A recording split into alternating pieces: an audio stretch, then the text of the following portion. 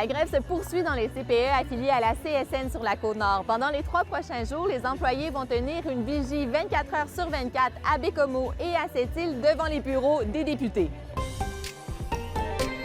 Avec cette nouvelle mobilisation, les éducatrices continuent de militer pour de meilleures conditions de travail. 2 points sont toujours au cœur des revendications, la question de la prime de rétention de 8 % à Sept-Îles et celle des vacances. Les éducatrices manifestent aussi contre le projet de loi 89 en faisant signer une pétition. Ce projet de loi, selon la CSN, nuirait au droit de grève. Du côté de Québec, on refuse de commenter les moyens de pression. Les traversées entre Matane et la Côte-Nord sont à nouveau annulées aujourd'hui. La STQ explique la situation par la panne d'un des propulseurs du Sarema 1. Le bateau a connu des problèmes au moment de l'accostage samedi à Matane. Il est depuis à l'arrêt. Des mécaniciens travaillent aujourd'hui sur le bateau pour réparer la composante brisée. Après leur intervention, la STQ va faire des tests avant de reprendre le service. Je vous rappelle que le Sarema remplace le FA Gauthier durant sa cale sèche jusqu'au 1er juin.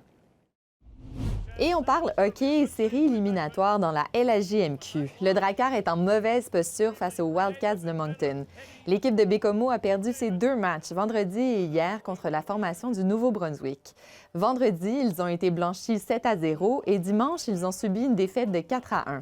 La série se transporte au centre sportif Alcoa de Bécomo mardi pour 2 matchs. Il va falloir que le Drakkar rebondisse pour penser l'emporter dans ses quarts de finale.